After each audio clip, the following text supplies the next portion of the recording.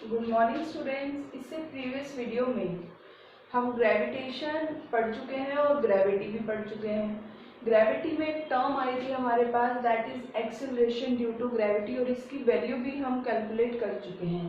क्या वैल्यू आई थी इसकी? 9.8 मीटर पर सेकेंड स्क्वेयर। आज हम उसके लिए कुछ इफेक्ट पढ़ेंगे, क्योंकि आपने ये समझा था कि इसकी वैल्यू कांस्टेंट नहीं रहती, सिर्फ सरफेस पे ये वैल्यू इतनी है 9.8। अगर आप इधर उधर कहीं जाओगे, मीन्स आप हाइट पे जाओगे या आप डेप्थ में जाओगे या आप पोल्स से इक्वेटर पर या इक्वेटर से पोल्स पर जाओगे, तो इसकी वैल्यू चेंज होगी। तो कैसे चेंज होगी, क्या क्या इफेक्ट इसके ऊपर पड़ेगा, वो हम करेंगे। और यूनिवर्सल ग्रेविटेशनल कांस्टेंट जो होता है उसकी वैल्यू पूरे यूनिवर्स में सेम होती है, आप चाहे कहीं भी चले जाओ। ठीक है, तो आपको ये दोनों का ध्यान रखना है। उसकी वैल्यू चेंज नहीं होती, बट इसकी वैल्यू चेंज होती है अगर आप एक पॉइंट से दूसरे पॉइंट पर मूव करते हो। तो सबसे पहले हम पोल्स और इक्वेटर के बारे में पढ़ते हैं।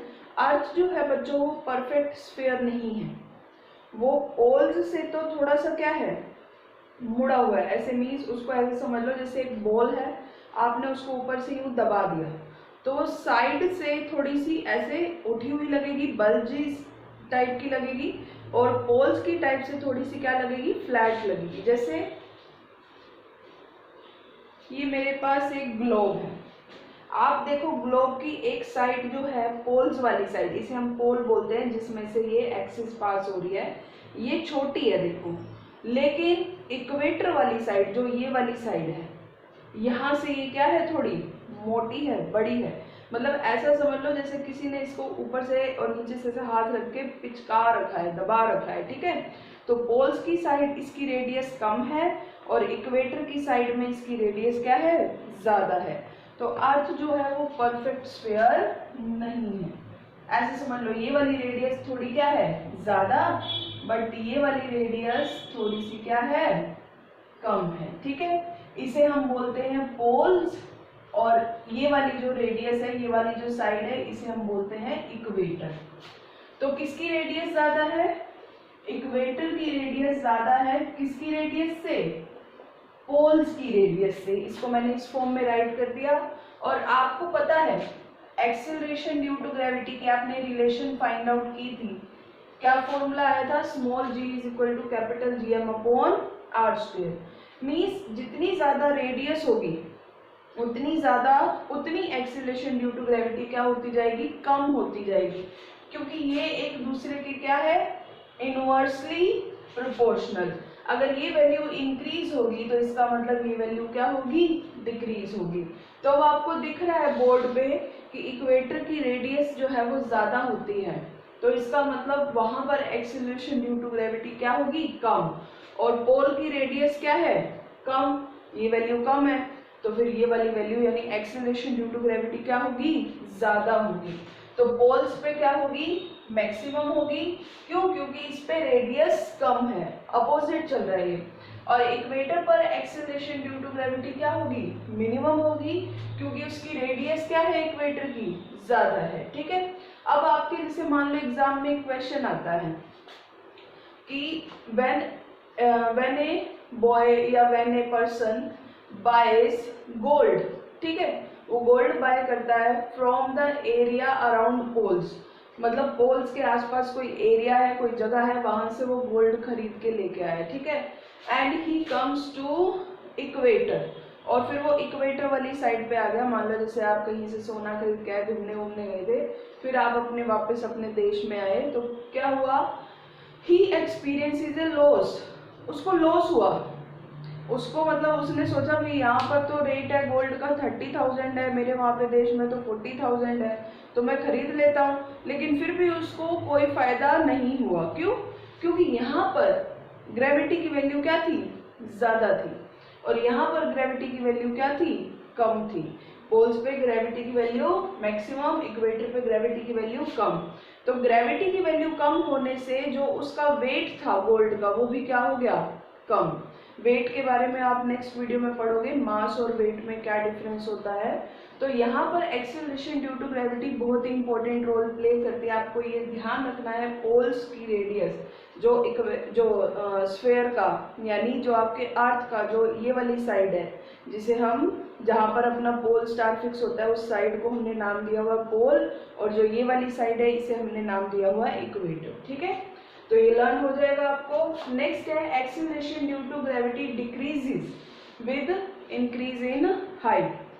अब नेक्स्ट स्टेप में बता रहे हैं, सब आपको लर्न करना है कि जैसे जैसे आप हाइट पे जाते जाओगे तो भी एक्सीलरेशन ड्यू टू ग्रेविटी क्या होती है, डिक्रीज होती है।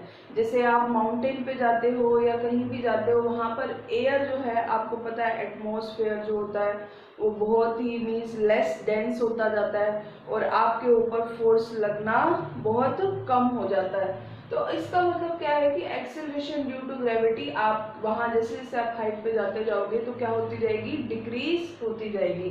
And same for the acceleration due to gravity with depth. अगर आप गहराई में जाते जाओगे तब भी एक्सेलरेशन ड्यू टू ग्रेविटी क्या होती जाएगी, डिक्रीज होती जाएगी।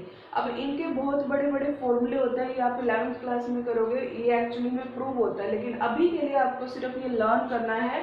मैक्सिमम होती है पोल्स पे, इक्वेटर पे मिनिमम, और डिक्रीज होती है अगर आप इंक्रीज करते हो हाइट या फिर डेप्थ। और सरफेस पे सबसे मैक्सिमम होती है कितनी, 9.8। मीन्स अगर मैक्सिमम है भी सही कहीं पर तो वो इतनी ही होगी, इससे ज़्यादा नहीं होगी।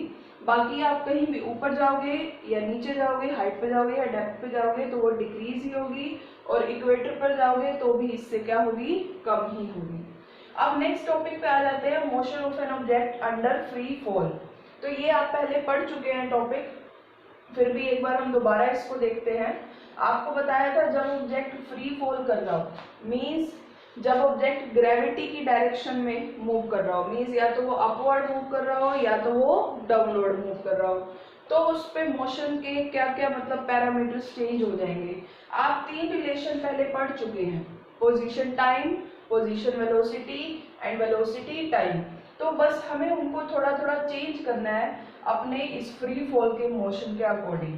तो अगर अपवर्ड जाते हैं तो आपको बताया था अगर आप किसी ऑब्जेक्ट को अपवर्ड थ्रो करते हो तो क्या होता है, आपको इनिशियल तो वेलोसिटी देनी पड़ेगी, लेकिन जैसे जैसे वो ऊपर जाएगा धीरे धीरे उसकी वेलोसिटी क्या होगी, डिक्रीज। एक मैक्सिमम हाइट तक पहुंचते ही इसकी वेलोसिटी क्या हो जाएगी, 0।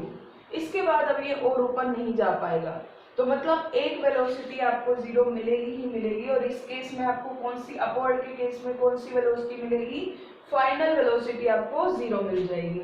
और ऑब्जेक्ट जा कहाँ रहा है, ऊपर की तरफ, ग्रेविटी से कहाँ जा रहा है, अपोजिट डायरेक्शन में। तो इसको हम क्या किससे डिनोट कर देंगे, -g से। तो बस फॉर्मूलों को थोड़ा सा चेंज कर देंगे।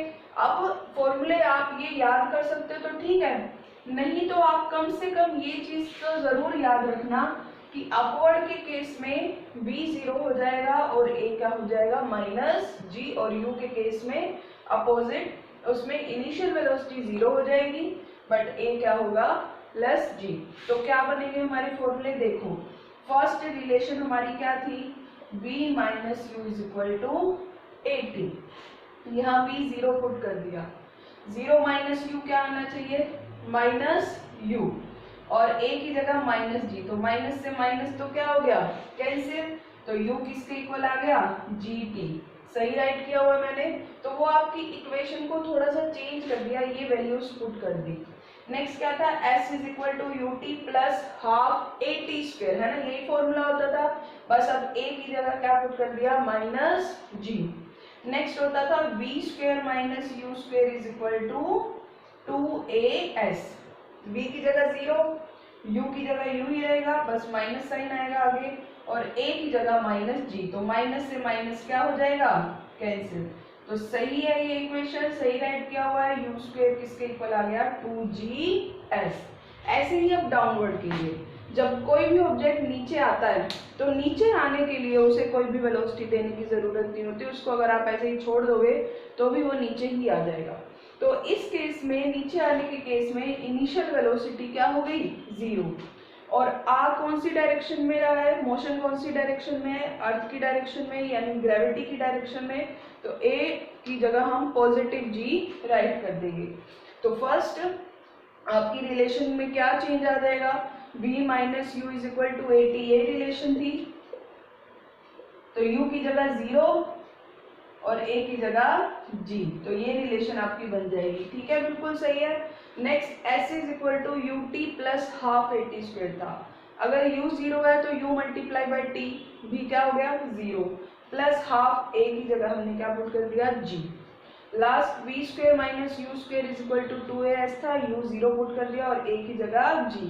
तो आप फॉर्मूले चाहिए लर्न करो ना करो, बट इतना आपको ध्यान रखना है, फ्री फॉल के केस में अगर अपवर्ड जा रहे हैं तो फाइनल वेलोसिटी 0 होगी a माइनस v के इक्वल, डाउनवर्ड के केस में इनिशियल वेलोसिटी 0 और a जो है वो j के इक्वल आएगा। तो ये आपको लर्न रखना है, ये आपका जो भी आज हमने किया ये सब न्यूमेरिकल्स में आपके काम आएगा। ठीक है, that is it for today.